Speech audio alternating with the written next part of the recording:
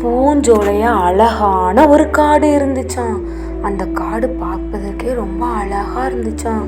அதுல அழகான ஆறுகள், அதுக்கப்புறம் நிறைய விலங்குகள் எல்லாமே வாழ்ந்துட்டு வந்துச்சான்.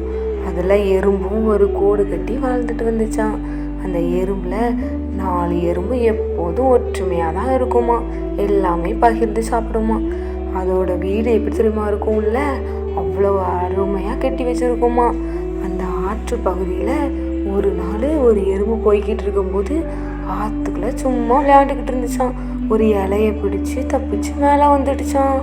அப்புறம் ஒரு நாள் உண்மையாகவே கீழே விழுந்துடுச்சான். மேலே இருந்து புறா அந்த எறும்பை பார்த்துக்கிட்டே இருந்துச்சான். அது உடனே ஒரு இலையை பறித்து அந்த தண்ணிக்குள்ளே போட்டுதான். மற்ற எறும்பும் அந்த அந்த எறும்பு கூட தப்பிச்சு மேலே வந்துடுச்சான். அதுக்கு நன்றி சொன்னோடனே புறா பறந்து போயிடுச்சான். இதுவும் தன் இனத்தோட ரொம்ப சந்தோஷமா எல்லா எறும்பும் ஒற்றுமையா ஒன்னா போயிடுச்சான். புறாவும் எறும்பும் ஃப்ரெண்டா ஆயிடுச்சான்.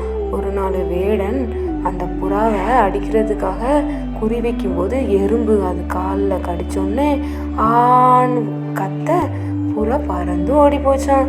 அந்த புறா சந்தோஷமா இருந்துச்சான்.